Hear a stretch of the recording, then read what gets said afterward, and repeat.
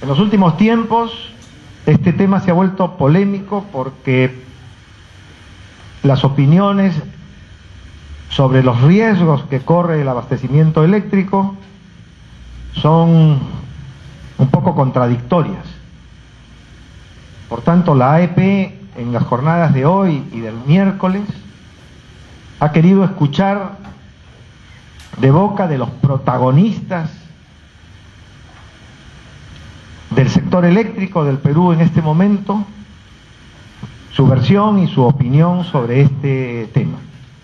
Esta noche, la presentación principal sobre el tema de la demanda prevista y oferta de generación efectivamente aprovechables en centros de consumo será presentada por el ingeniero Amadeo Prado, conocido por todos nosotros por mucho tiempo, gran amigo de la AEP,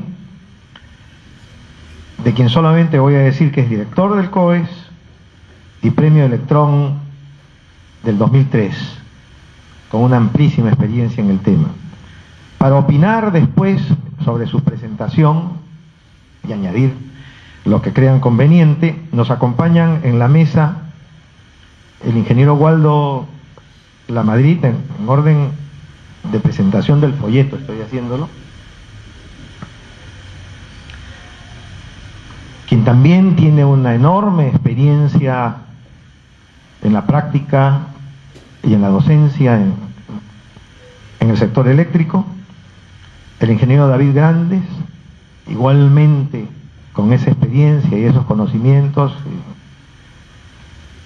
que mucho puede decirnos también como past presidente de Electroperú, y el ingeniero José Koch, que igualmente ha sido gerente en Electroperú hace algún tiempo y ahora se dedica fundamentalmente a la docencia en la UNI. Habrá una presentación por parte del ingeniero Prado, comentarios de los panelistas,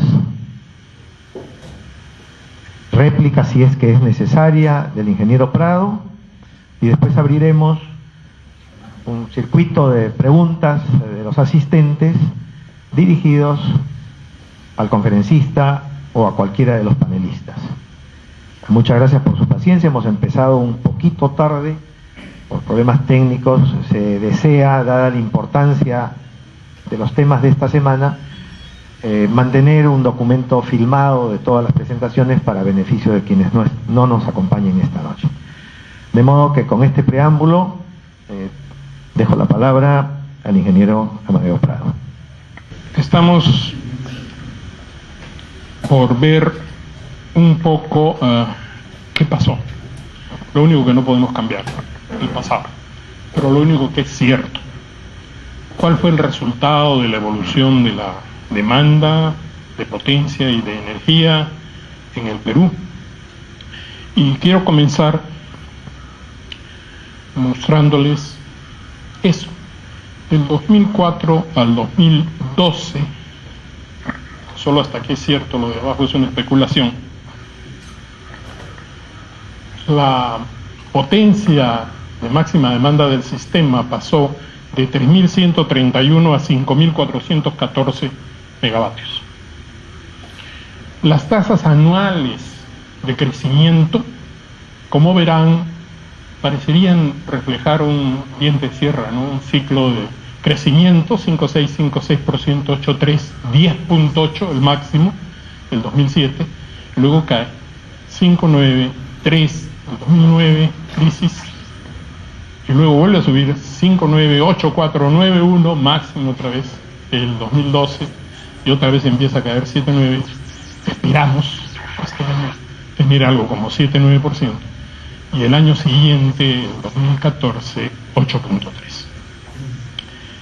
Esto significa que abajo debería haber un 0,8, 0,8, 0,8, que la utilización de esa potencia instalada como expresión de energía entregada al sistema, consumida por nosotros los peruanos, ha ido evolucionando del 0,76 al 0,81, casi al 0,8%. 80% de utilización de la potencia es un valor muy alto. que corresponde más bien al de los países desarrollados. Eso se debe, entre otras razones, por algunas acertadas políticas tarifarias. El hecho de facilitar, premiando la movilización de la hora de punta a fuera de punta, ha significado que muchos usuarios grandes se reubiquen su carga, la programen, utilicen más ingeniería para la producción, y con eso han beneficiado el sistema, porque han cargado más el sistema, elevando el factor de utilización hasta 0,81. ¿Sí? Con la energía nos fue mucho mejor, ¿no? Casi de 20.000 a 38.000 gigavatios hora anuales. Fíjense que en general, salvo los años de gran desarrollo, existe, cuando se ven los dos paralelos, un desfase, un atraso entre potencia y energía. ¿Cómo crece? Hay que ofertar la energía primero y después utilizarla. Esperamos que para este año el crecimiento de la energía total consumida sea de 6.8% y para el 2014 de 8.9%. Siempre se ha dicho que existe un correlato entre el crecimiento de energía y el PBI.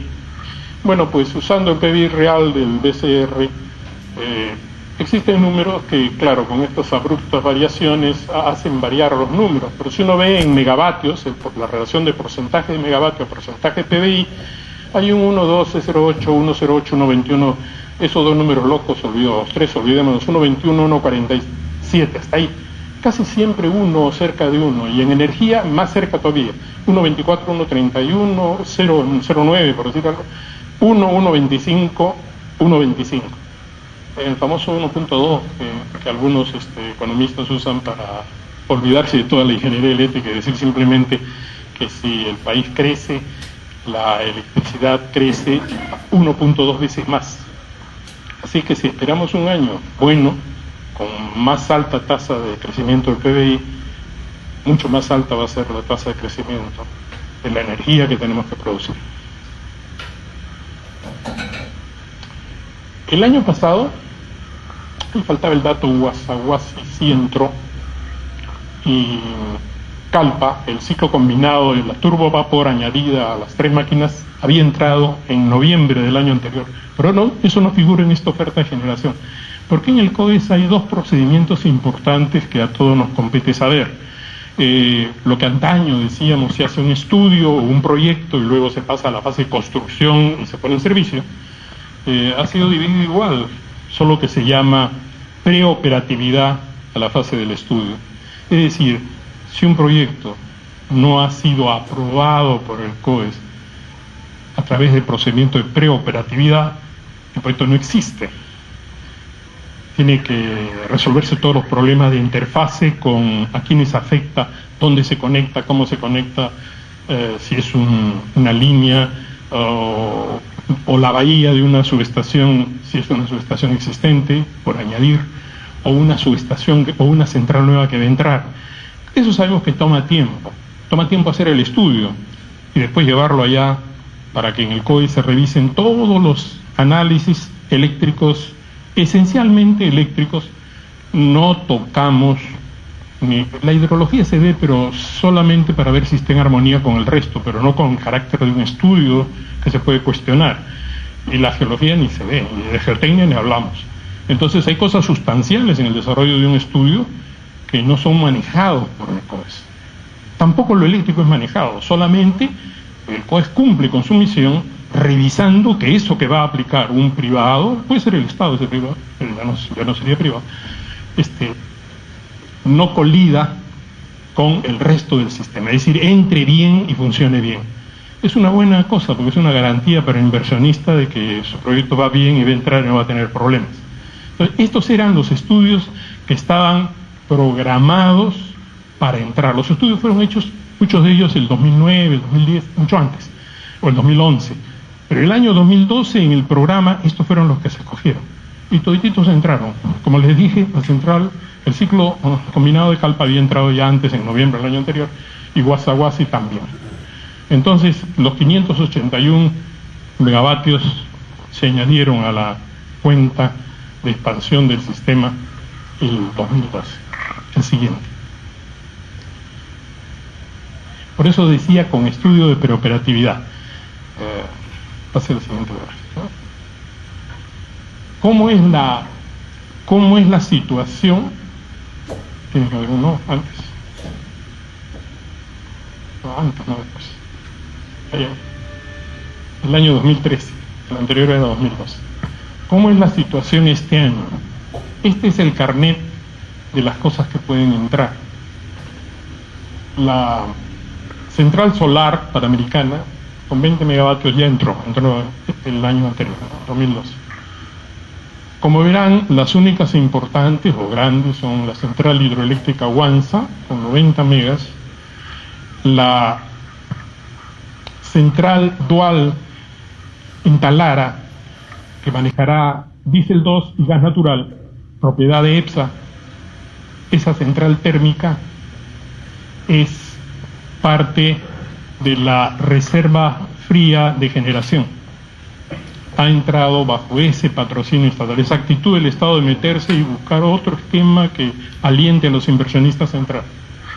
Lo mismo pasa con la turbogás de Hilo, que también es dual, diésel 2 gas natural de Enersur, que es reserva fría de generación también. La primera, 178 megas y la segunda, 569 megas.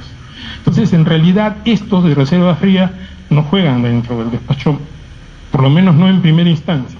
Entonces, podríamos pensar que esos 500, casi 70 y 170, 600, 740 megavatios están fuera de la línea, ¿no? Hay solo 600 ahí abajo, que es un aporte directo al juego este de generar, entregar y vender. Los otros son frías, están paradas.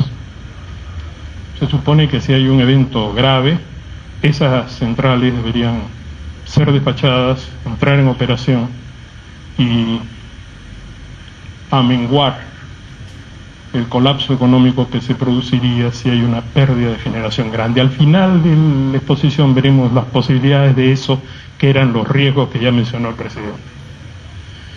Entonces, en 2013, el total, este año, el total que deberíamos sumar sería 1.317 megavatios. Para el 2000, esto es ¿cómo es?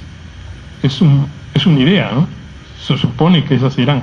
No sabemos si entrarán o no. Acuérdense que en la generación no hay ninguna compulsión, no hay ninguna obligación. Los que han invertido quieren recuperar su plata, quieren entrar a trabajar lo antes posible. Eso es todo lógico. En la secuencia del proceso de COES, cuando pasa la preoperatividad, hay muchísimos proyectos hidroeléctricos pequeños y medianos que tienen preoperatividad, o sea, han sido aprobados. Pero eso no quiere decir que entren. Si no se consigue la financiación, si no se consigue el empresario, si no es el que lo ha estudiado, el inversionista que quiere entrar al negocio eléctrico y que esto hace parte de sus activos, esa es la cosa bien difícil, ¿no? Porque estarán solamente en una canasta en oferta tratando de buscar comprador. Pero puede ocurrir cualquier cosa. De una canasta muy grande, que son todos los aprobados, pueden aparecer cualquiera de los que se realice, se materialice o se concrete en inversión. Pero, como quiera que la central térmica o central hidráulica, si no comienza pronto, no va a estar en este marco temporal, porque toma 2 años, o 3, o 4, o 5 si es hidráulica, si es grande o si es compleja. Y no hablo ya de los problemas de aprobación legal, ¿no? Que eso es mucho más complicado porque hay que pasar, hay que conseguir la aprobación social o la aceptación social.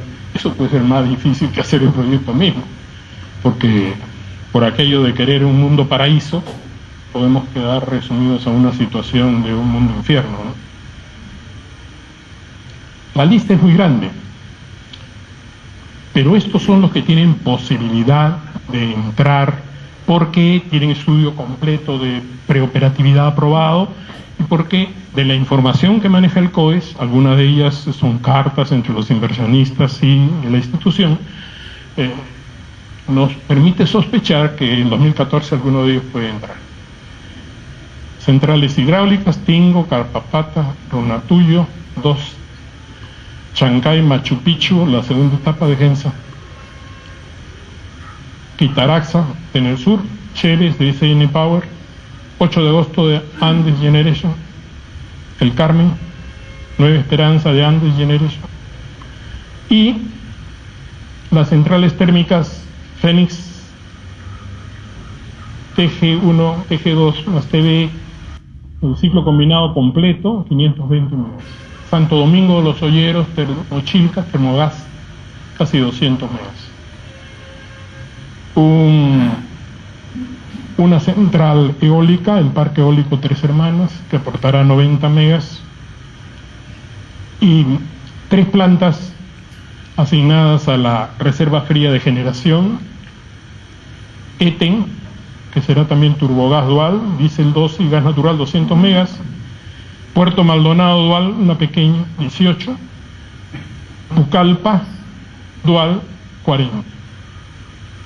Ahora, nuestros 1560 megavatios totales deberíamos quitarle 200, casi 260, ¿no? O sea, 1300 megavatios serían inyectados al sistema para entrar a operar. Esto es nuestra esperanza. Sí. ¿Cómo es el parque de generación? Acá hay una salvedad que hay que hacer. Este parque está totalizado a diciembre del 2011.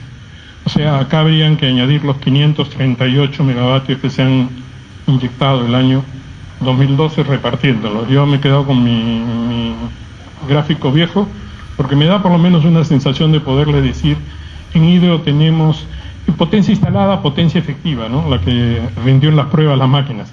Hidro 3100, casi 3110, térmicas 3335, ¿no?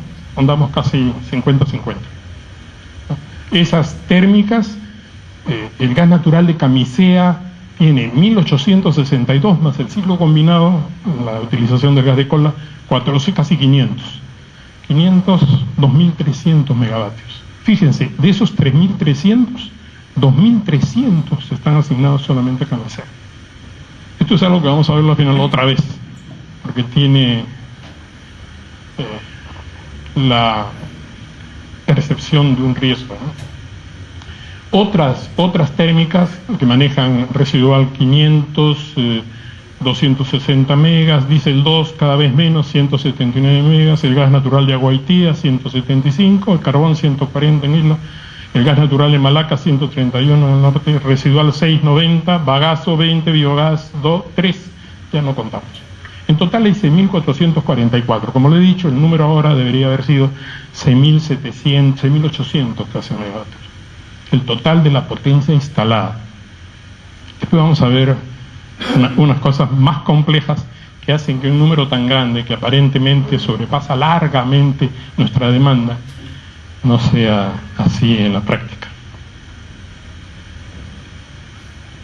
¿Cuál es el riesgo de pérdida de ejes grandes? Es decir, las máquinas más grandes que hay, Electroperú y Celepsa, en Platanal y en Mantaro, prácticamente 110 megavatios. Un eje. Sí, puede pasar una contingencia y es fácil que se pierda un eje en cualquiera de las dos plantas. Ese es un número pequeño dentro de casi 5.414 megavatios, ¿no? En las térmicas, en cambio, son todas mucho más grandes. Casi todas son de 200 megas. Las de Genor en Las Flores, la de Nersur en Chilca, la TG3, las de Calpa también la TG3 y la de Santa Rosa en Enegel, la TG8. Todas son de 200 megas cada una. Fíjese, esas solitas están sumando 800 megas. Ventanilla sola funciona como paquete. Las Turbogás 3, 4 y el ciclo combinado, porque la 1 y 2 las vendieron, ¿no? O sea, no están más. Casi llega también a 500 megas. Hay posibilidad de que perdamos 500 megas. Y eso ya es un poco riesgo, ¿no? Porque de 5.000, 5.500 o cosas parecidas, 500 megas son el 10%. No hablo todavía de los problemas de estabilidad, de los problemas de área local o de servicio y de cómo se rearregla o reconfigura el sistema cuando ocurre una pérdida. Pero solamente quiero llamar la atención a que el hecho de que haya máquinas muy grandes, lo cual desgraciadamente siempre va a ser así, conforme suba la demanda, las máquinas serán cada vez más grandes, aumentan también los riesgos de la situación. Y claro, el más grave de todos, ¿no? El complejo Mantaro tiene las dos centrales, Santiago Antunes de Mayolo y Restitución en cascada, ¿no? Y manejan la misma vena de agua. Así que cualquier problema hidrológico, geológico, no cuento sabotaje, del orden de 900 megavatios, eso sería mucho más grave que la pérdida de Ventanilla. Y antaño nos preocupamos mucho de una pérdida de Mantaro por lo que podría significar en el desarrollo del país. Pero el problema moderno es que el gas natural de Camisea, que será motivo y tratado con más detalle en la siguiente conferencia, apila todas estas centrales. Santa Rosa 420, Ventanilla casi 500, Pisco 70, Las Flores casi 200, Independencia 23, Chilca 536, Calpa 577, Oquendo 29, en total 2.355 megavatios.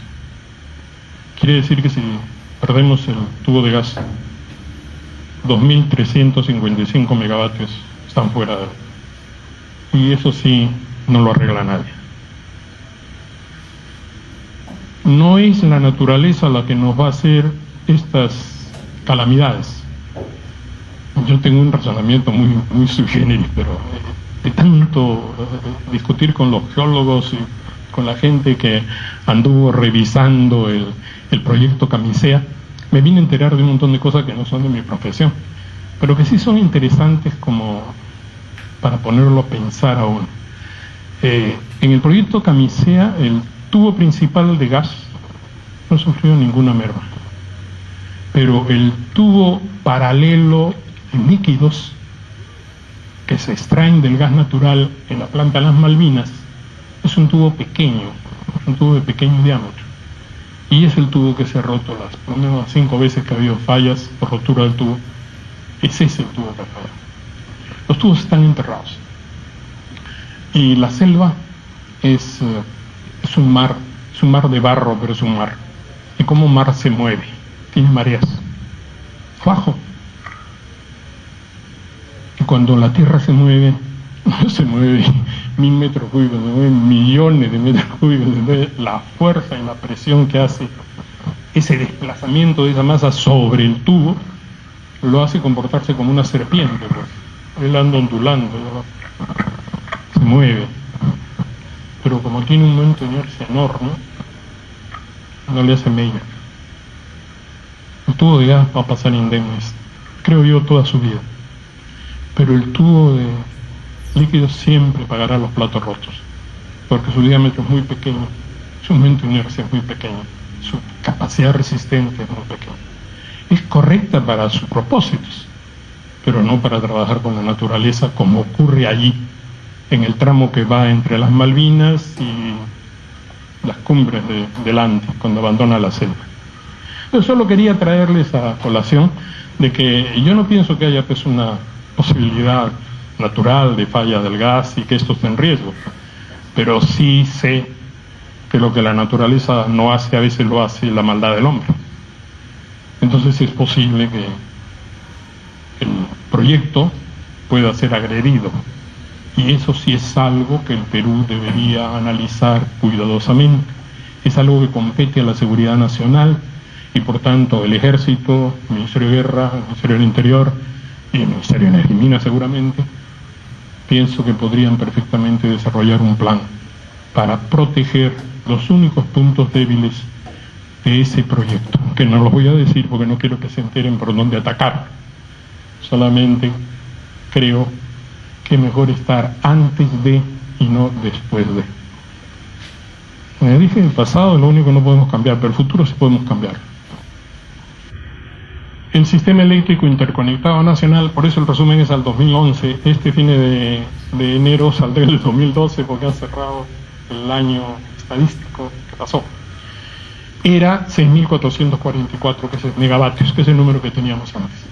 De esos, hidráulicos era el 48% y térmicos el 52%. La producción fue 32.426 gigavatios hora. el 2010, el 2011 35.217, eso implicaba un 8.61, 8.6% de crecimiento de la energía, y la producción fue el 58% hidráulicas y solo el 42% térmicas. La máxima demanda estuvo el 2011 en 4.961, decía ahí,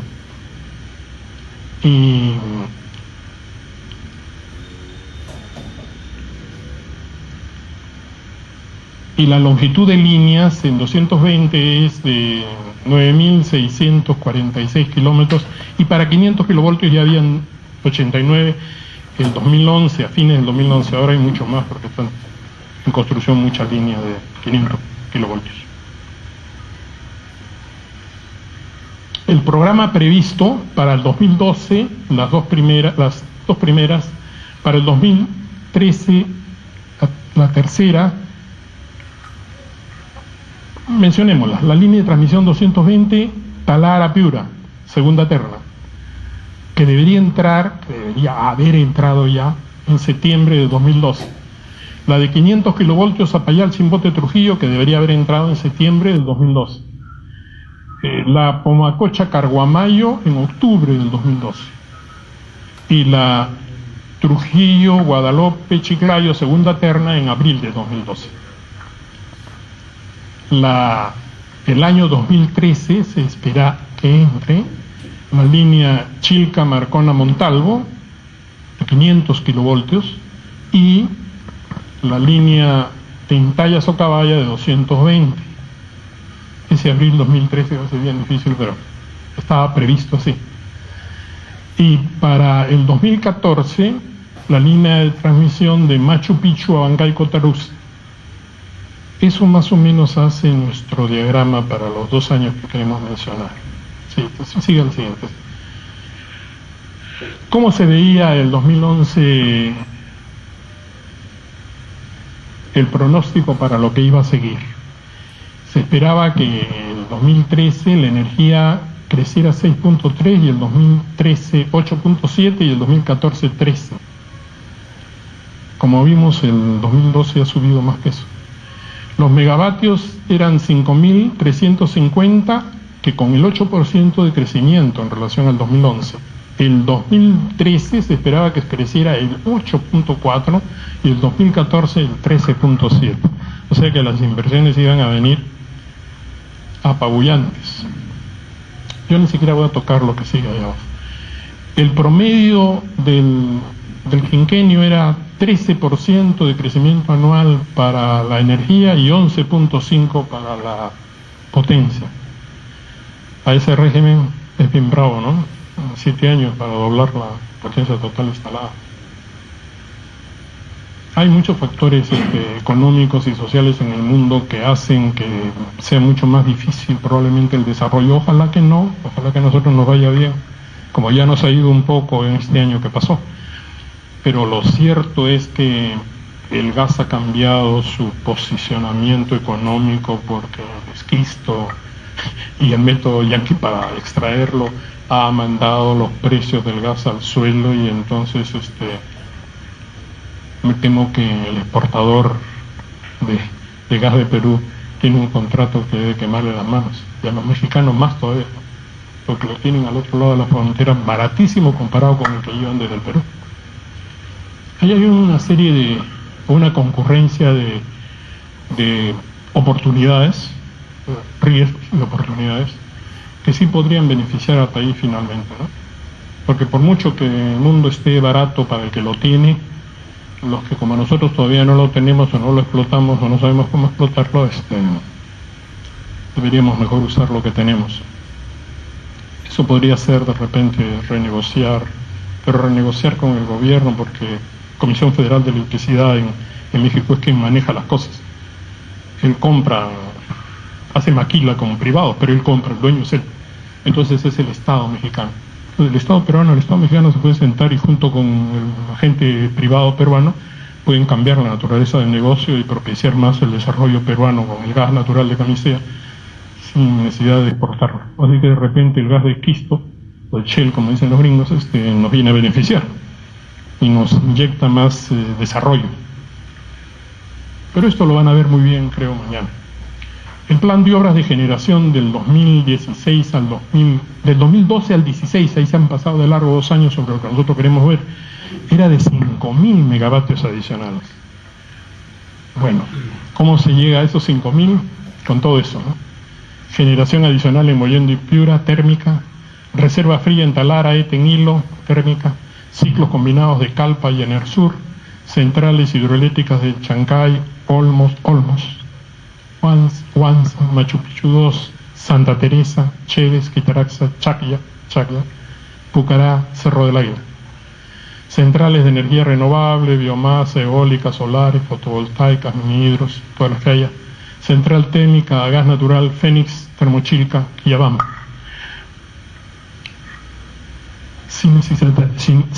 ¿Será necesario llegar a 5.000 megavatios o no? Es algo que el futuro lo dirá.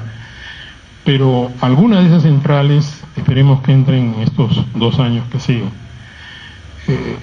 Hay un problema que nos puede complicar el panorama, es el problema financiero mundial, ¿no? Si la finanza mundial se envilece o se enrarece, me imagino que los inversionistas peruanos van a tener, digo peruanos, locados en el Perú, pueden ser extranjeros, entonces, van a tener más problemas para hacer caja, ¿no? No es fácil. La cosa estaba mejor antes. Cuando se hizo todos estos análisis, la situación era una, pero en el mundo la situación va cambiando demasiado. Hay cosas que uno no puede prever. También es verdad que aún cuando todo el mundo espera que las cosas sucumban, de repente se va todo patas arriba y cambia, ¿no? Yo me acuerdo mucho de que después de haber leído, por supuesto, porque yo era muy niño cuando eso ocurrió, que después de la Segunda Guerra Mundial, el Premio Nobel de Economía, que era alguien que nos enseñó mucho en economía, porque el libro es empezamos eso, ¿no? El Premio Nobel de Economía pronosticó con toda su investidura y su capacidad y honestidad que iba a haber una crisis terrible, crisis que jamás se vio, porque Estados Unidos después de la Segunda Guerra Mundial levantó con tal energía que se convirtió en la potencia más grande del mundo. Interesante de ver cómo gurús no hay en economía ni en ninguna otra ciencia. Lo único en lo que creo es en el pasado, porque lo único que consta como es. El futuro es un supuesto.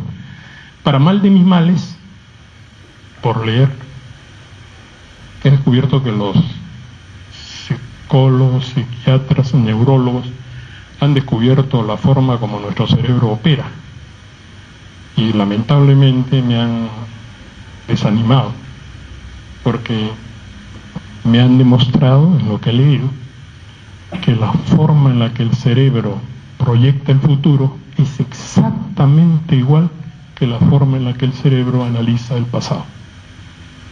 Así que los psicólogos y los psiquiatras y los neurólogos saben de que no hay mucha diferencia entre uno y otro.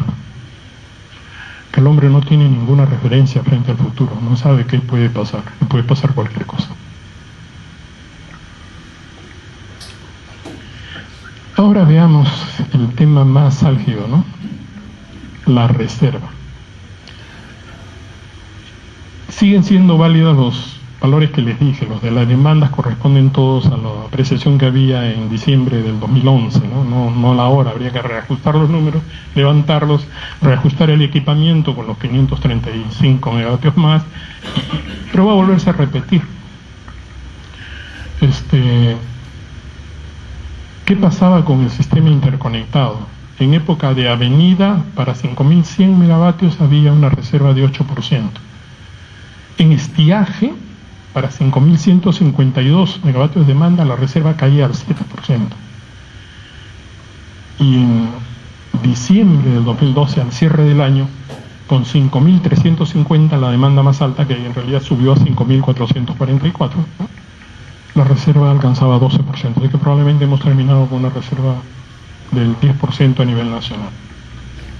Pero echémosle una mirada a qué pasa al Perú, que no es eso.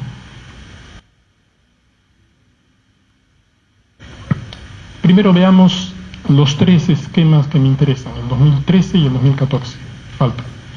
Las reservas para el 2013, con ese plan que hemos visto, si se realizan, si se instalan todas esas centrales y si la demanda se comporta como esperamos, por la información que se ha manejado, la reserva podrá ser del orden de 8% en avenida, 18% en estiaje, 23% al final del año.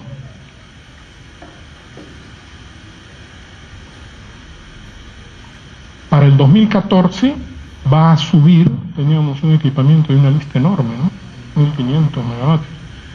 La reserva va a subir esperamos que suba a 27%, con 22% en estiaje y 30% al final del año 2014. Esto es si se hacen las inversiones esperadas en generación.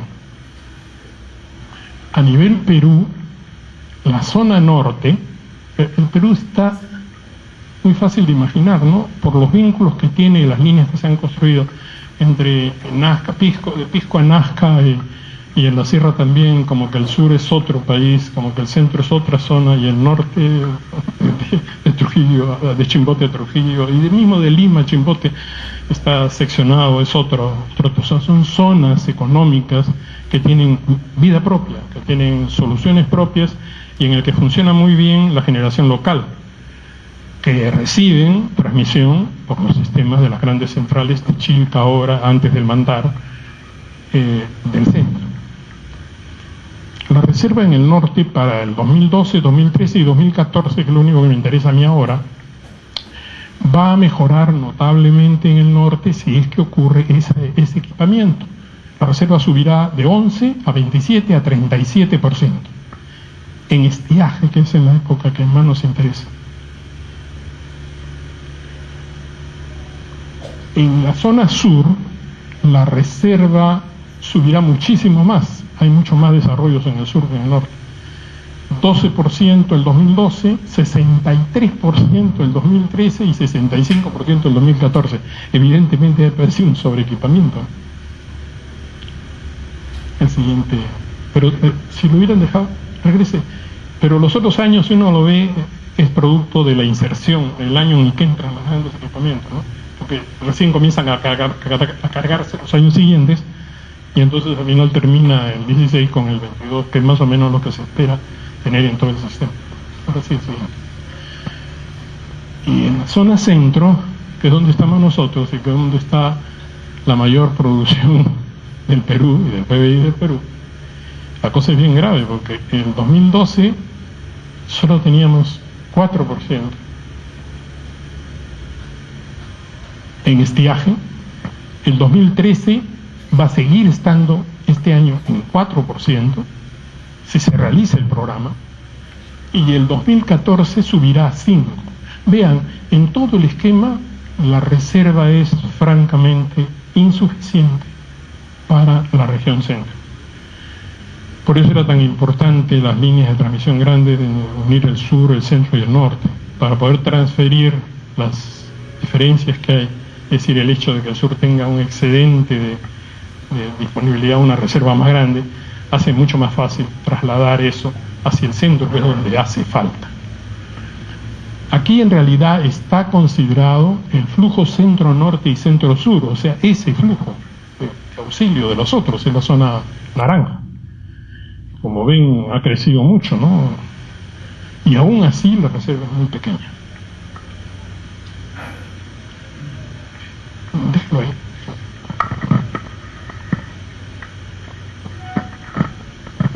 Solamente me resta decirles una cosa.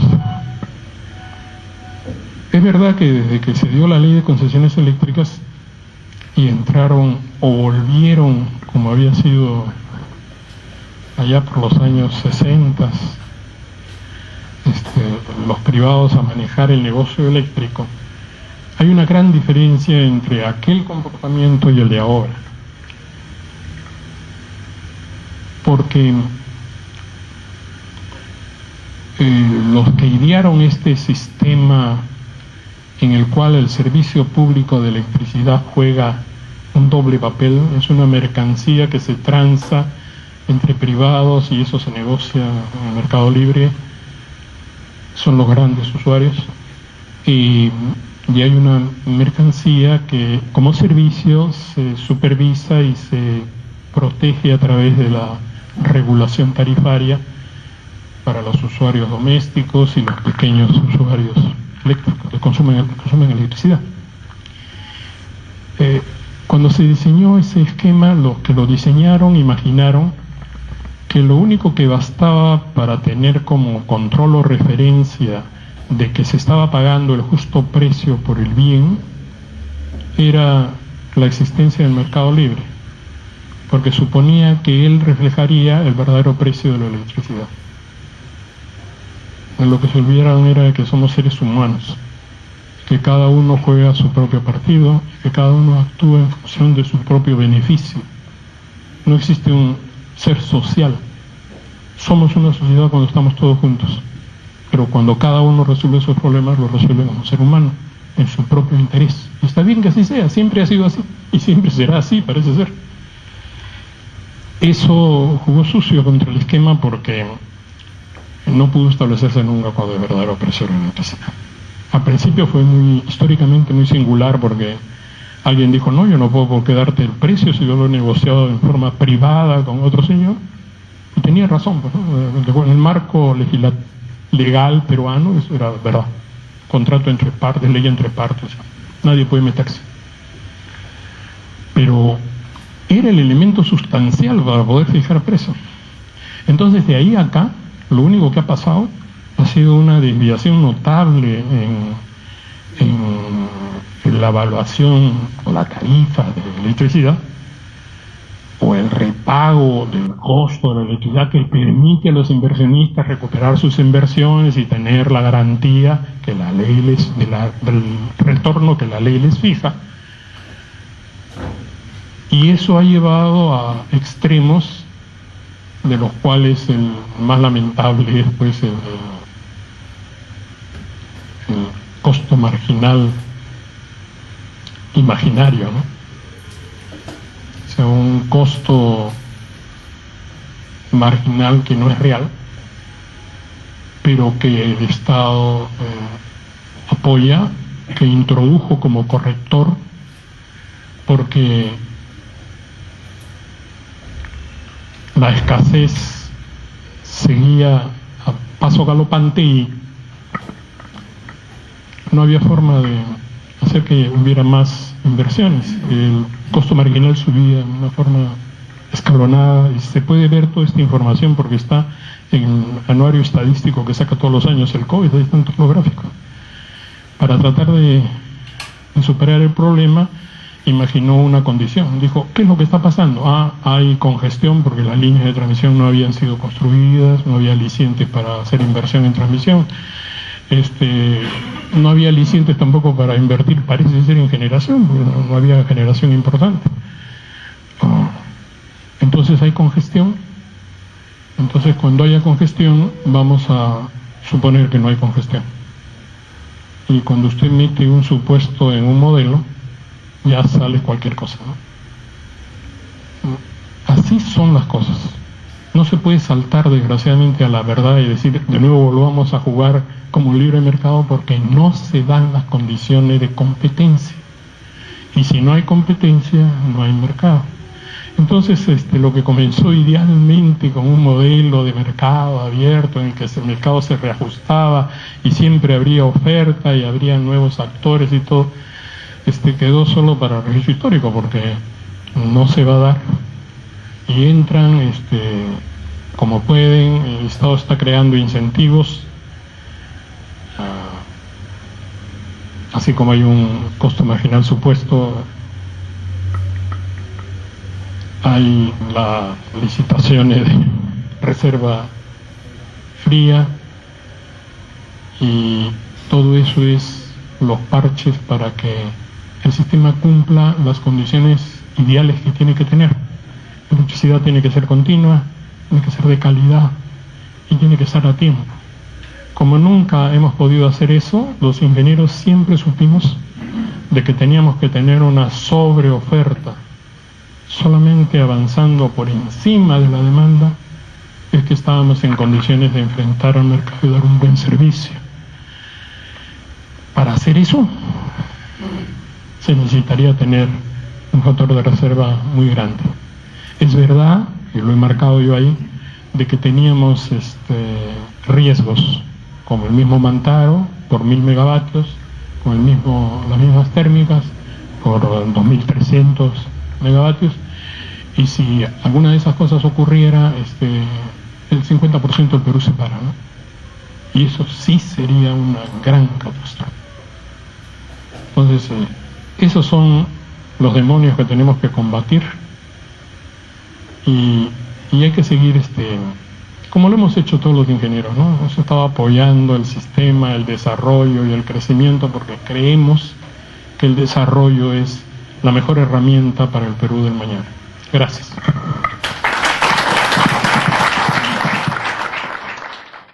Interesantísima su exposición. Pasaremos a presentar los comentarios de nuestro panel. En primer lugar, el ingeniero Waldo Lamadrid.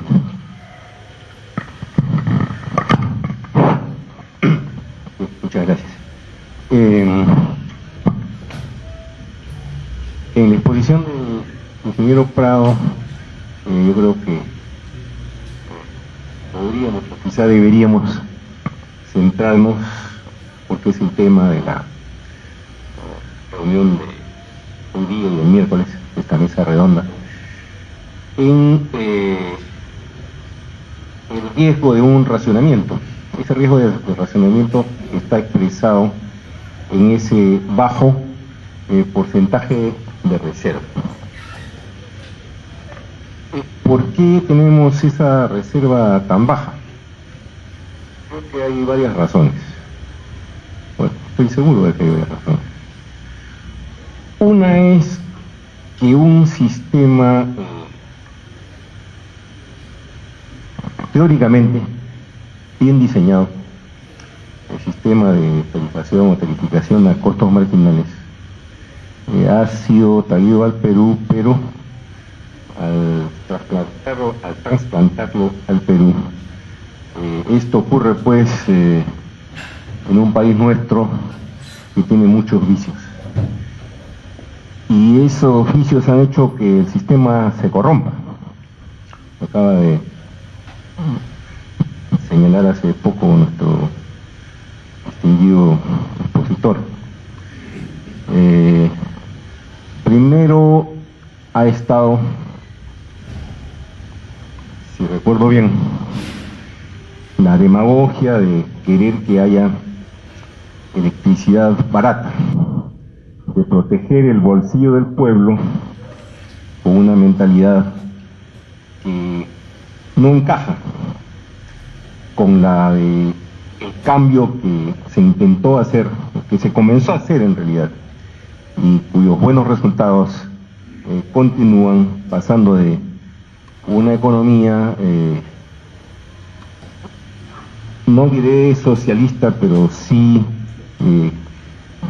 con una mentalidad de izquierda de los años 90, se pasó a un sistema liberal. Ese cambio, creo que, juzgado en términos generales, ha sido un cambio bueno. Lo malo, entrando al tema nuestro, está en cuando se mezclan las cosas. Entonces se dice, vamos a establecer este sistema, que es un sistema bueno, que ha probado ser bueno en Chile, en Inglaterra, en otros países, sí. Pero lo vamos a hacer pues en la forma nuestra, ¿no? Vamos a tratar de que las tarifas al público usuario sean lo más bajas posibles. Esto se ha dado no solamente en el campo eléctrico, sino también en el campo de la salubridad, en el campo del suministro de agua potable y alcantarillado. Hasta hace pocos meses el agua sí estaba pues regalada, ¿no? Actualmente se ha puesto a un nivel, creo yo, bastante adecuado, pero no se sabe qué van a hacer con esa plata. Bueno, entonces, volviendo al tema nuestro, las tarifas han sido corrompidas ¿por quién? Por el propio organismo regulador. Y hace poco el economista Pablo Secada dio una entrevista, lo entrevistó a un programa de televisión importante, y señaló pues este problema, ¿no? Que hay un grupo que dijo él manejaba el sector eléctrico. Yo no voy a atreverme a tanto, pero sí es obvio que maneja las tarifas y que está arraigado hace algo así como 15 años, por lo menos. Ese es uno de los orígenes del problema. ¿Por qué? Porque si es que el sector privado no obtiene una remuneración por sus ingresos de una forma sucia, él también va a actuar de una forma tratando de aprovechar las oportunidades que el sistema de precios integralmente considerado le brinda. Eso en cuanto a lo que ha estado como parte de lo que ha estado mal por el lado del Estado. Por otro lado, es evidente que el sector privado pues no viene a ejercer caridad cuando entra a un país, viene a buscar su beneficio, viene a buscar su lucro en el sentido amplio de la palabra. Y quizás entonces entra a una situación también mala, pero esta vez de parte del sector privado. ¿Por qué? Porque ya se ha señalado últimamente que el gas para generación eléctrica ha tenido un precio muy bajo, definido por los que, sin existir un instituto de planificación, realmente han sido y son actualmente los que planifican el sistema eléctrico. Entonces, con ese gas tan bajo se ha incentivado el que en lugar de instalarse plantas eficientes, se instalen plantas ineficientes. Es decir, con la misma cantidad de gas, si es que hubiera habido una regulación adecuada, se estaría generando mucho más energía eléctrica que la que ahora podemos generar. Directamente, puedo decir sin ser infidente, que en conversaciones con representantes o gerentes de empresas importantes, abiertamente, pues, off the record, como se dice, se decía que no iban a cerrar su ciclo combinado pues mientras no les conviniera.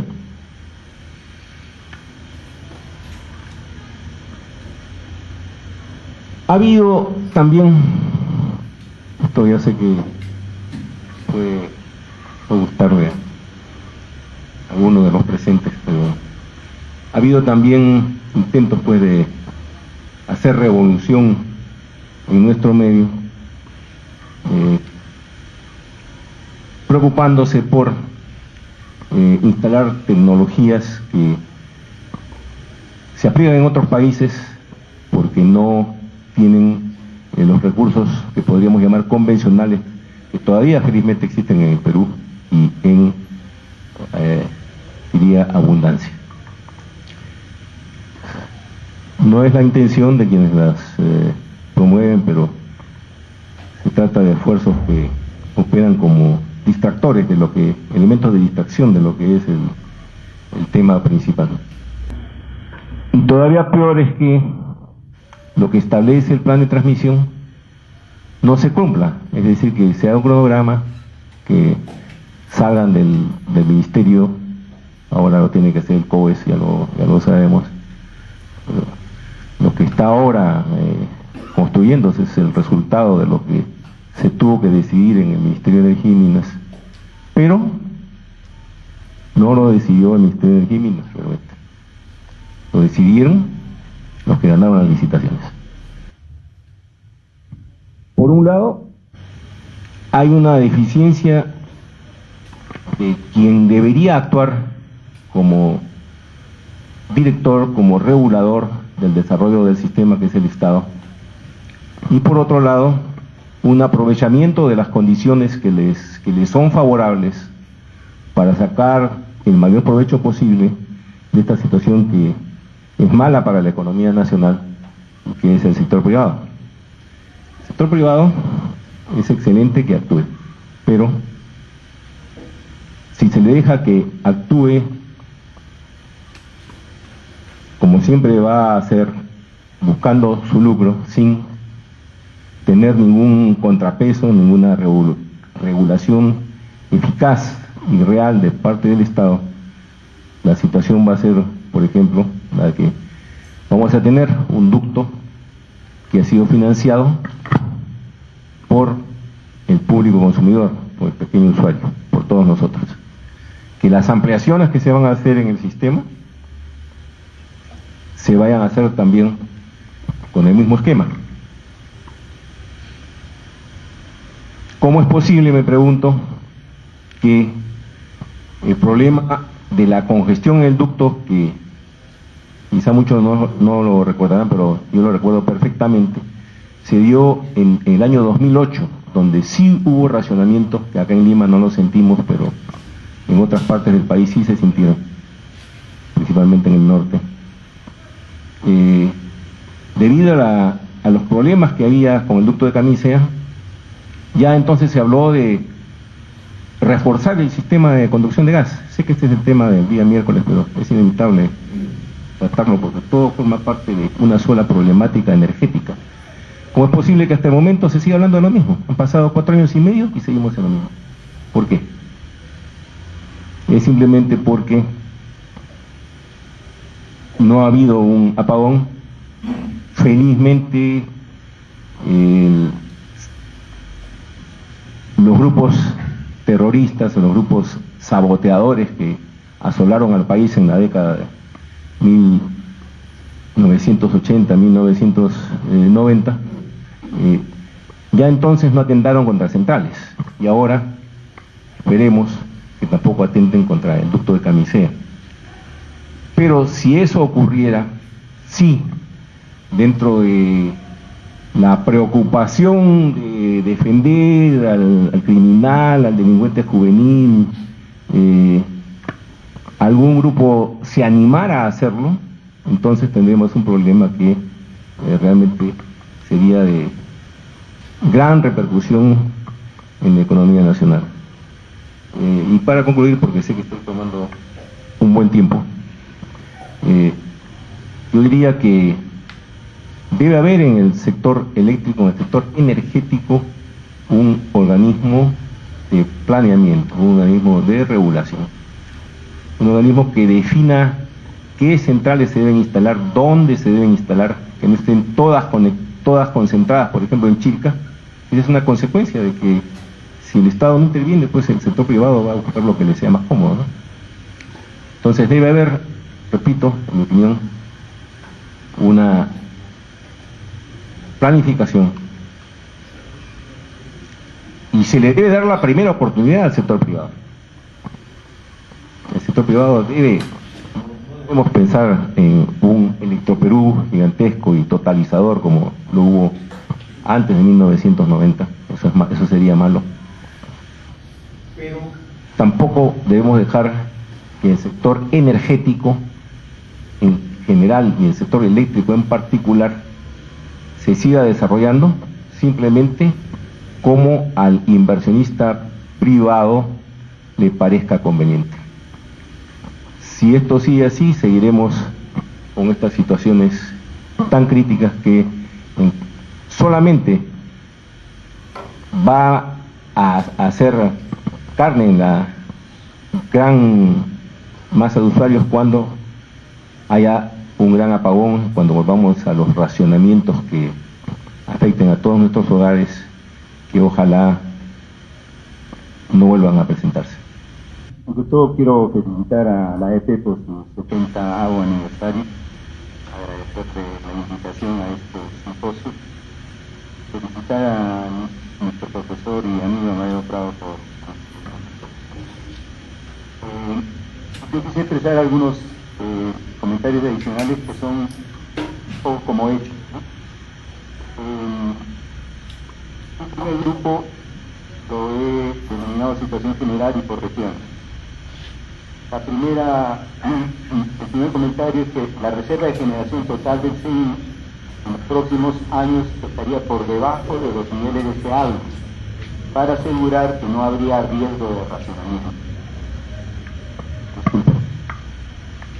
Entonces, el primer comentario sería que la reserva de generación total del CI en los próximos años estaría por debajo de los niveles deseables para asegurar que no habría riesgo de racionamiento.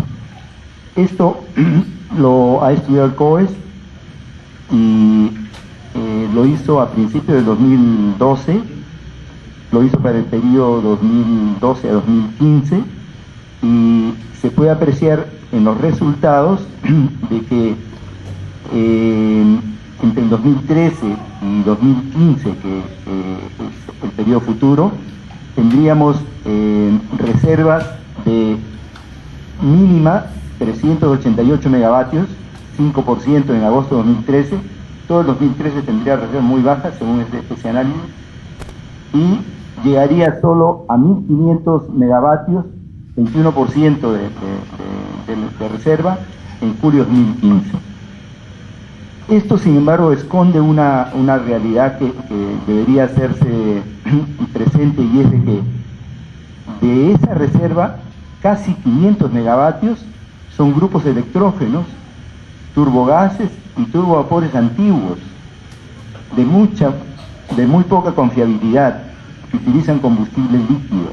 Entonces realmente debemos pensar de que esas reservas obtenidas son aún menores que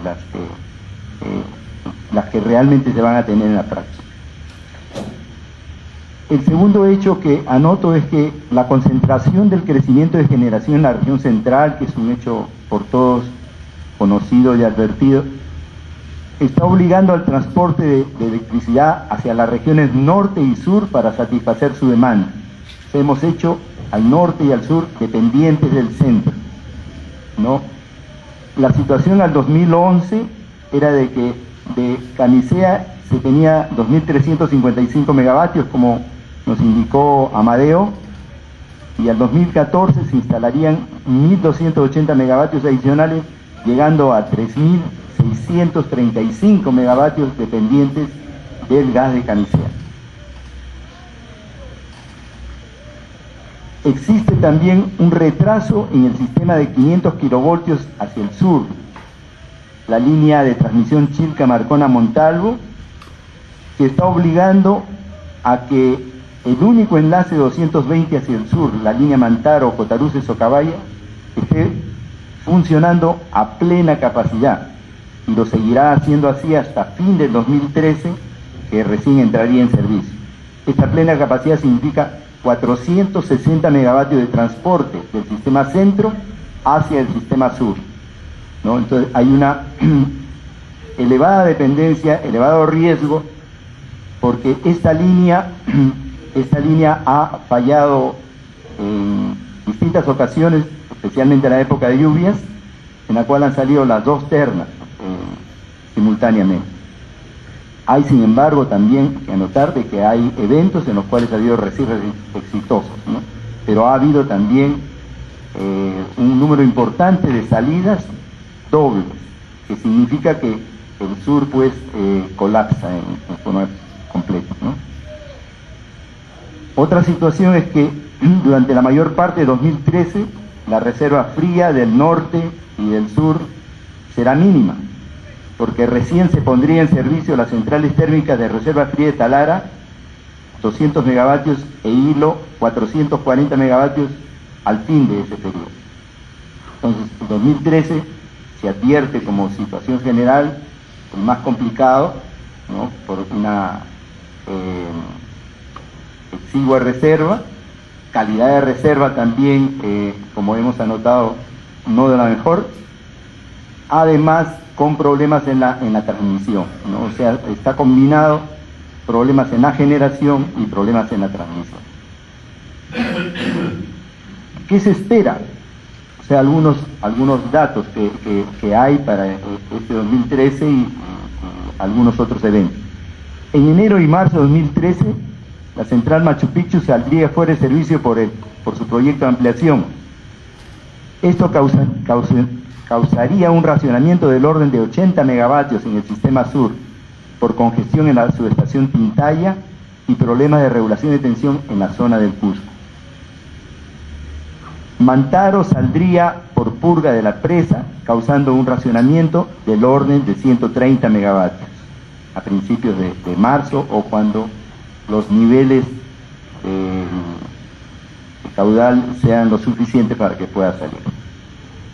La salida de los dos circuitos de la línea Mantaro-Cotarú-Sexto Caballo, como ocurrió anteriormente, causará también restricciones importantes en el sistema sur. Ya ha habido estos eventos en los años anteriores en varias circunstancias. Por último, se ha hablado de la salida del ducto de gas o de líquidos, como ha anotado bien Amadeo, porque si sale el ducto de líquidos no hay gas, sencillamente están asociados, de manera que si sale el de líquidos no se produce gas. Entonces, y la salida de líquidos, como anotó Amadeo, es más probable que la del gas, ¿no? Entonces, la salida de este ducto causaría un importante racionamiento de suministro. El COES ha estimado de que este racionamiento podría llegar hasta el orden de los 1.900 megavatios.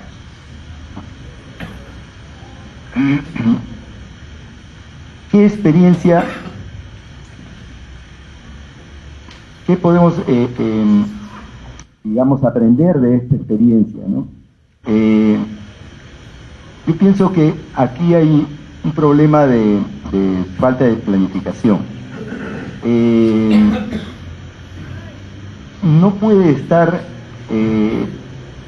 desacoplada la planificación de la generación, de la planificación de la transmisión y naturalmente un control de la demanda para saber de que los tres están andando al unísono. Si crecemos mucho en generación, pero tenemos poco crecimiento en transmisión, pues tendremos un cuello de botella en la transmisión. Si la transmisión crece mucho y tenemos generación exigua que no crece, pues tendremos mucha transmisión pero falta de generación. Entonces debe haber una coordinación. Esta coordinación ya se experimenta en otros sistemas que han sufrido este tipo de problemas, ¿no?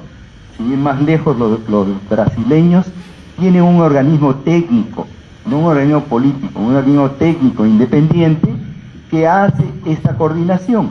Y no solamente hay que hacerla en el sector eléctrico puro, sino también con la parte energética, porque los recursos de agua, los recursos de gas, que son nuestro potencial futuro que vamos a aprovechar en los próximos 30, 40 años, pues ellos tenemos que utilizarlos en la mejor forma posible. Y estos recursos van a tener problemas para ser explotados. Vemos realmente toda la oposición ambiental que se da para el establecimiento de nuevas presas, ¿no? En Brasil han llegado al punto de que ya están haciendo más centrales de agua fluyente que con presas, porque en realidad no les permiten hacer grandes presas, ¿no? El problema ambiental es enorme. Entonces, eso lo vamos a encarar también nosotros. Tenemos que ser muy inteligentes en el futuro para poder aprovechar estos recursos en la manera más eficiente, y no podemos estar dándonos el lujo de tener una descoordinación entre el crecimiento de la generación, el crecimiento de la transmisión y el crecimiento de la demanda. Yo creo que ahondar más en decir que hay una crisis es un poco entrar en una discusión que lo leemos en los periódicos, ¿no? O sea, los analistas dicen que va a haber una crisis, el Banco Central de Reserva ya lo dice, y el Ministerio de Energía y Minas dice que no hay ninguna crisis. Entonces,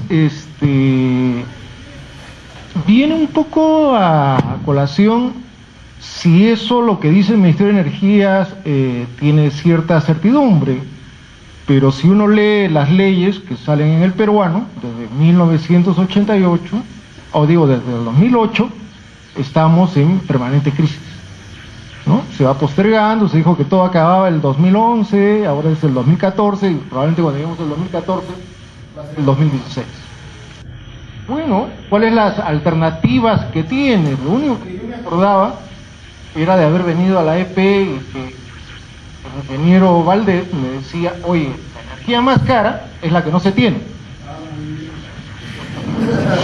¿no?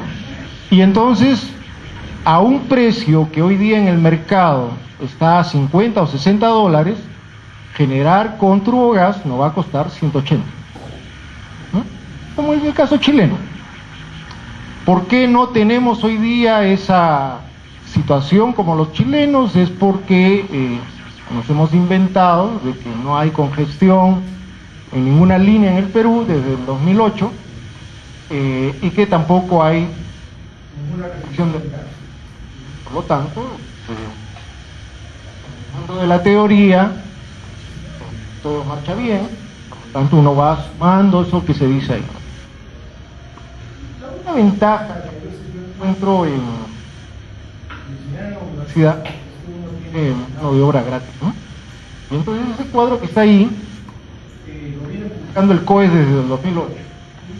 Siempre hay un estudiante o alguien que ha sido estudiante que viene a graduarse con esos cuadros y viene un poco, oye, ¿cómo lo haces?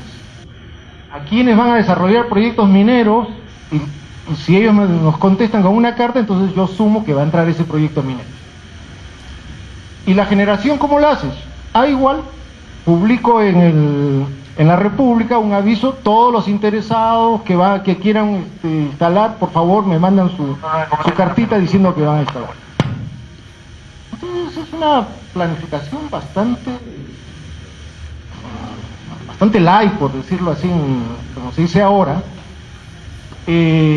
Y lo peor es que tenemos modelos bien exactos, o sea, el Perseo simula todas las cuencas del país, todas las líneas de transmisión, y resulta que para hacer modelación con una cosa tan detallada es imposible hacerla de más de 3 o 4 años, pero aquí en el Perú se hace a 15, 20 años, no sé cómo lo hace,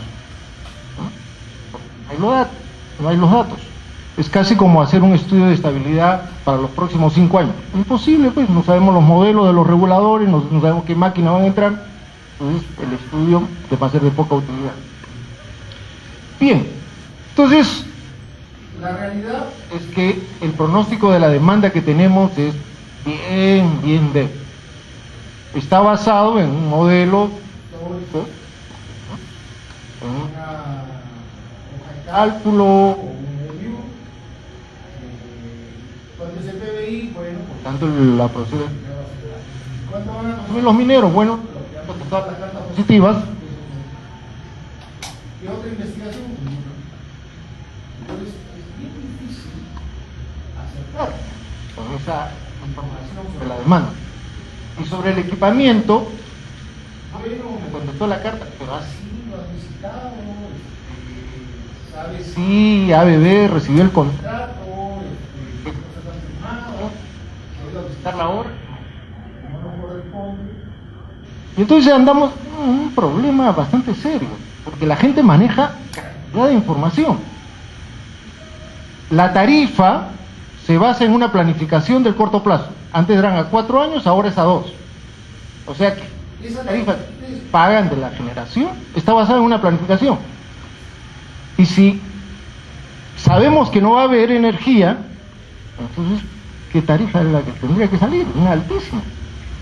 Entonces la única posibilidad de que no salga una tarifa ahí tan grande es que aparezcan pues plantas fantasmas, cosas que van a entrar pero que no van a entrar, o que la demanda no se va a dar, o cosas así.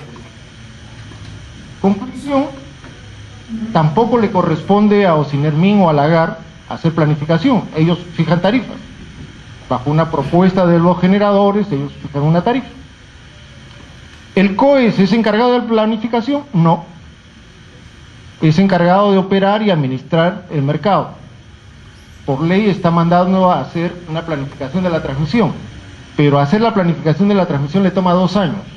Y alguien que conoce algo de transmisión sabe que si yo ahora hago mi flujo de carga que va a pasar dentro de 2 años, lo reviso lo que va a pasar en los 2 años, ya no es tan válido. O sea, requiere mucha interacción. Y si de eso le encargo al ministerio que lo saque a licitación a través de Proinversión, bueno, entonces si el proyecto pues está atrasado, no va a estar a tiempo, o de repente, como ha pasado, que yo no sé si todos han ido a Choquequirao, pero Choquequirao es algo así como Machu Picchu. La línea de transmisión que estaba prevista ahí, ¿no? O sea que cuando ustedes ven a Machu Picchu, vean ahí la línea de transmisión que iba a pasar. Entonces evidentemente que se ha tenido que pararlo, ¿no? Y entonces ha estado atrasado. Pero al final, como dice el ingeniero David Grandes, nos falta planificación.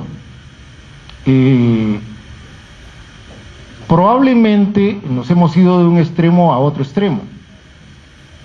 El año 92, después del golpe de Estado, el especialista del Banco Mundial, Paco, un boliviano, me dijo, bueno, oye, tengo 2 opciones dentro del programa económico de tu país. O toman el modelo chileno, o toman el modelo inglés.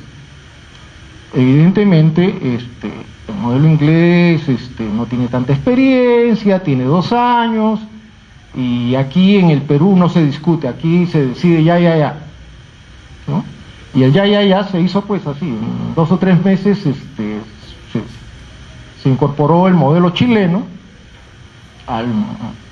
y se dijo que ya a partir de esa época el planeamiento era perder el tiempo, que las fuerzas del mercado iban a resolver todos los problemas, y hoy día yo ya no sé qué estamos celebrando, 20 años de éxito de la ley de concesiones eléctricas, porque ya tenemos restricciones desde el 2008, o los problemas que tienen.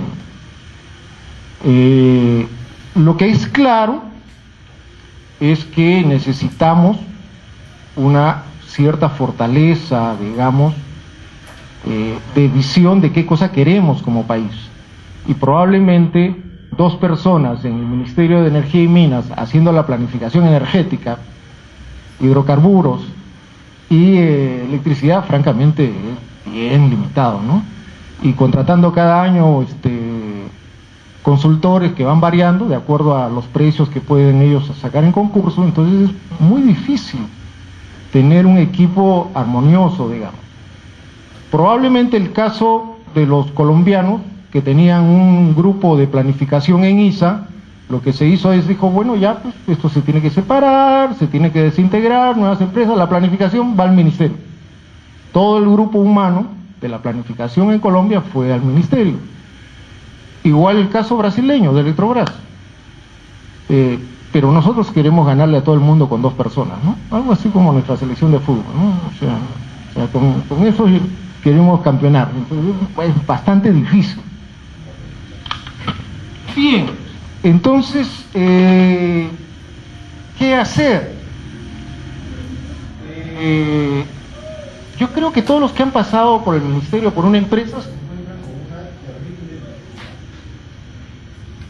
la dificultad está en que no te hemos traído para hacer cosas, te hemos traído para atender a los interesados.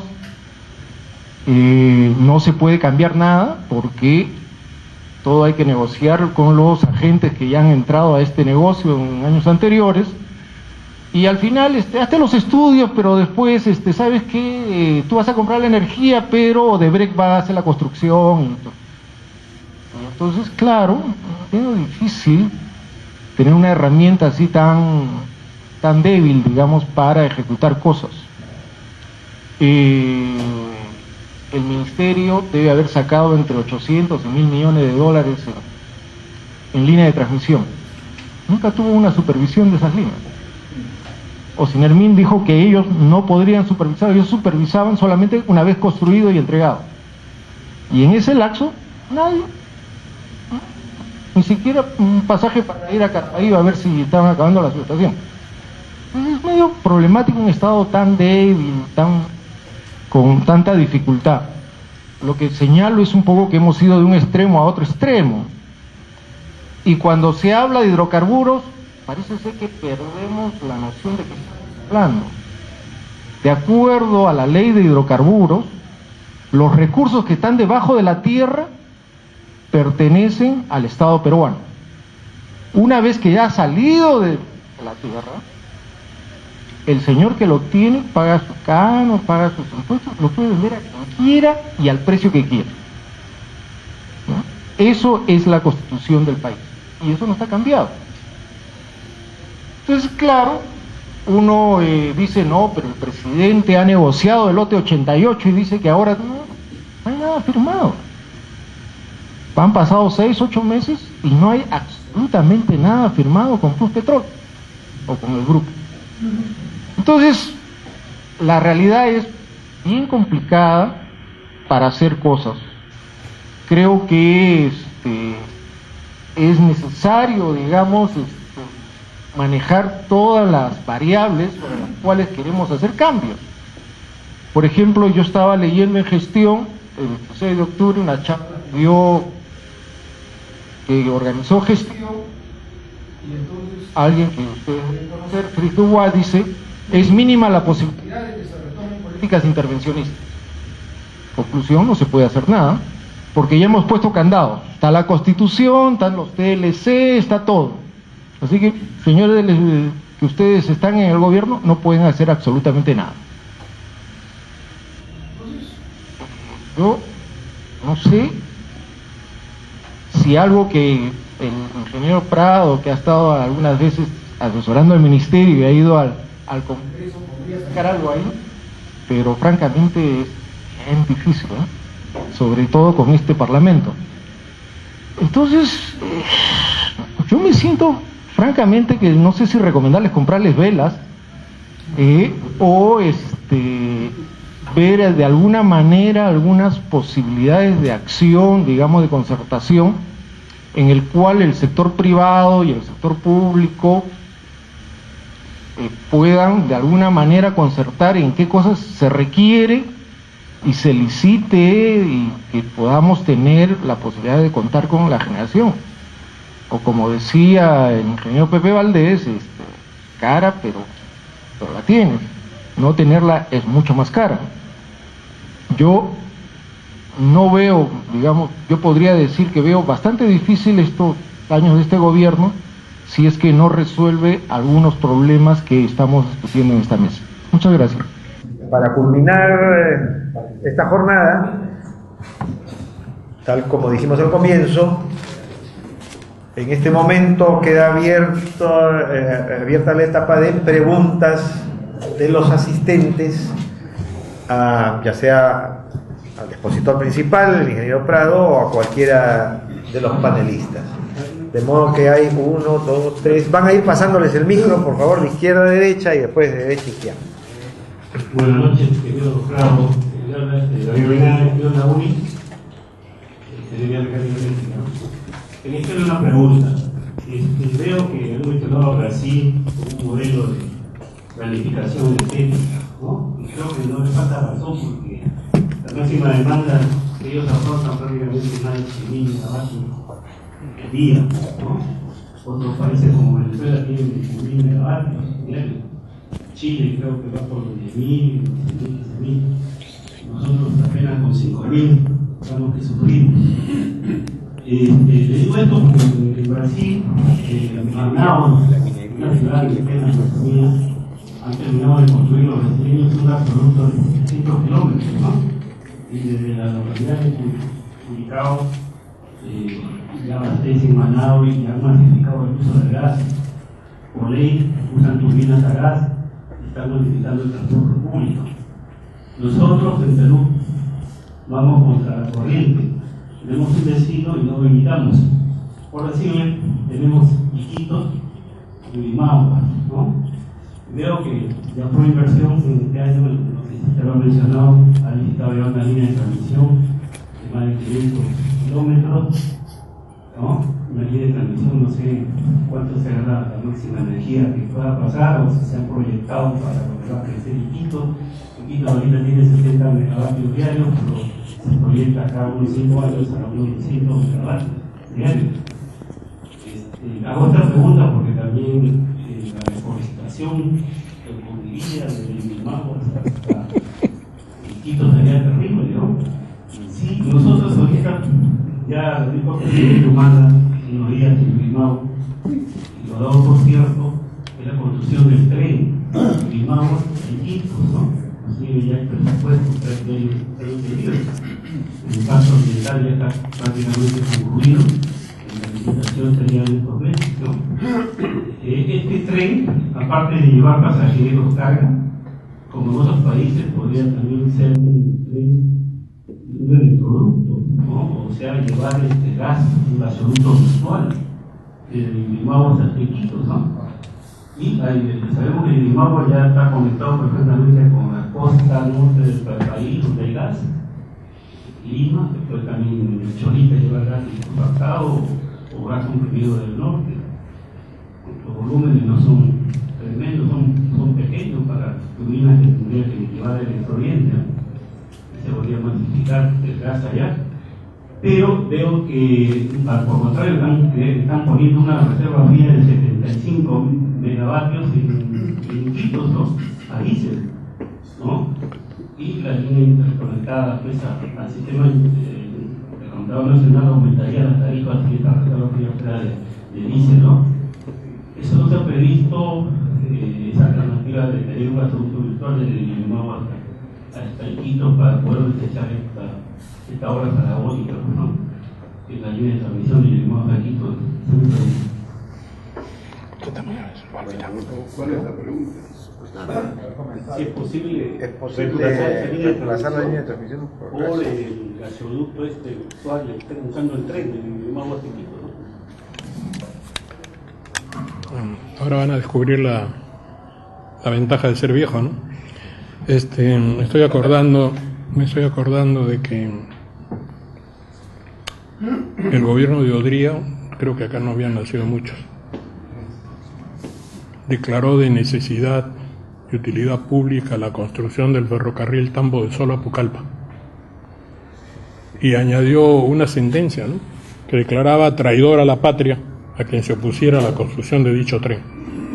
Odría canceló el proyecto porque la realidad es más fuerte que la ilusión, ¿no? Y cuando yo digo voy a hacer, después agarro y comienzo a sumar cuánto tengo, cuánto puedo prestarme, cuánto va a rentar. Y no es que yo sea economista, no lo soy, es un ser humano solamente. Es que uno debe poner el dinero ahí donde produzca el mayor y mejor efecto para la colectividad peruana. Yo sí creo que debería resolverse el problema de un abastecimiento continuo, seguro y confiable para la ciudad de Iquitos.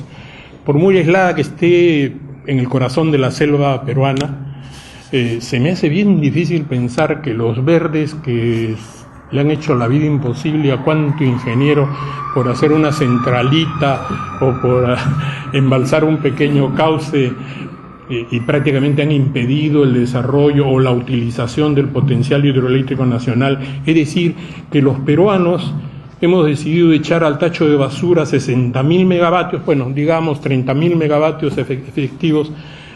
Yo creo que es mucho más, porque el estudio que hicieron los alemanes andaba por el perfil del río, y entre la realidad geológica y el perfil del río hay un abismo. O sea, en cada codo, en cada vuelta en la cual el ingenio del ingeniero puede hacer o producir un salto, esa agua podría multiplicarse mucho más como energía. Quiero decir que sí tenemos un potencial hidroeléctrico muy grande y no lo vamos a usar porque... No quiero hablar de Inambari, no quiero hablar de Puerto Prado o de Paquetzapango, de lo que sea, porque todo es malo. No sé qué cosa nos ha pasado a los ciudadanos, que hemos comenzado a creer el cuento que nos cantan las sirenas que distrajeron a Ulises. No es verdad. El ser humano está primero. la supervivencia de la nación peruana, podría generalizar, decir, la humanidad está primero. Y si para que el ser humano persista o siga existiendo en este planeta, tenemos que destrozar y cambiar la naturaleza de las cosas, para eso somos muy buenos los ingenieros, porque cambiamos la naturaleza en beneficio del hombre y de la sociedad. Con esto no me estoy oponiendo a que matemos cucarachas, no siempre se trata de eso. Se trata simple y llanamente de que la utilización del agua es esencial para el futuro de la sociedad. Hay muchos libros ya sobre el futuro, la guerra futura del agua y el problema de la humanidad, porque el hombre, si no tiene agua, no hay vida. Así es que deberíamos ser muy cautos y previsores en tratar de embalsar la mayor cantidad posible del recurso hídrico, porque es una locura dejar que el ciclo natural atmosférico de una avenida monstruosa de un mes o un poco menos, que trae un caudal monstruoso, se vaya al mar con barro y todo, y durante el resto del río sea río seco, porque le han puesto río seco porque todo el año no tiene agua, ¿no? Ahí no puede vivir el hombre. Si el hombre hace embalses, esos embalses servirán primero probablemente con los fines energéticos, probablemente, pero esencialmente pensando en el hombre del futuro, porque en algún momento la sociedad humana tendrá que agruparse alrededor de los núcleos o embalses o centrales o depósitos de agua o lagos. Eso lo tenemos pues el Titicaca y el Junín, y este Junín está todo sobrepoblado y el Titicaca también, así que ¿dónde vamos a meter más gente? El problema es que si no hay agua no va a haber vida. Vean, la civilización moche creo que desapareció por eso, porque seguramente algún evento tipo niños, ¿no? de la precipitación decamilenaria fue tan grande que arrasó con todo y destrozó sus cultivos y esa era la vida de la gente. Así que yo creo que el hombre costeño del norte migró a la sierra y por eso hay tantas culturas en el Perú, ¿no? Y por eso desapareció una. No digo que nos va a pasar igual, pero nadie sabe cómo se va a comportar el planeta frente al cambio cósmico. Los cambios meteorológicos es un cambio que no podemos manejar. El hombre es verdad que ha aportado, sí, se ha tirado un poco de la capa de ozono, es verdad que algún mal ha hecho, pero si usted ve la estadística va a descubrir cómo se ha rehecho eso y ahora estamos mejor que antes. Porque ha habido presión, porque ha habido control, porque algunos agentes químicos han sido suprimidos y ya no se producen más. Pero lo cierto es que agua deberíamos ver de embalsarla, y si de casualidad o de relancina o además sacamos provecho en hidroelectricidad, mejor. Tener agua regulada es agua para el futuro, para irrigar y para la vida del hombre. Segundo, hablé de potencial hidroeléctrico. Es mejor resolver los problemas de manera económica y no pensemos en una integración falsa. El mundo moderno, yo creo que el avión es mejor que hayan viajes privilegiados para llevar y traer a gente a Iquitos, y no hablo de mover Iquitos y moverla a otra ciudad más cerca, porque de repente eso también sería más barato que poner un ferrocarril tan largo como ese que me menciona. La pregunta elemental para un economista era ¿qué va a transportar, qué va a llevar y qué va a sacar? ¿Va a solo sacar? Entonces va a ser un viaje en vacío de ida y cargado de vuelta. Eso tiene un costo. Y la ferrovía, sí, claro, la faja ferroviaria, los brasileños son buenos haciendo eso. Tucuruí está en medio del río Tocantins y es una central monstruosa, ¿no? Enorme, está encima de una falla geológica. Cuando estaban haciendo los fundamentos de la central, descubrieron que abajo había una falla. ¿Usted cree que se retiraron? No, se le inyectó bentonita nomás y cientos de miles de toneladas de bentonita han entrado en esa falla. Pero ahí está la presa y funciona más bien y no se ha roto. No digo que algún día no se rompa. Simple y llanamente que el ingeniero se enfrenta a los problemas y los resuelve en el camino. Nadie es perfecto, nadie conoce todo, pero se necesita mucho coraje para hacerlo. Yo no quiero decir con esto que al señor Humala le pase lo mismo que al señor Odría. Lo que quiero decir simple y llanamente es que es una aventura muy grande, quizás sea un deseo, pero no estaría bien que alentemos esto habiendo tantos problemas en el Perú que deben ser resueltos primero, creo yo. Okay.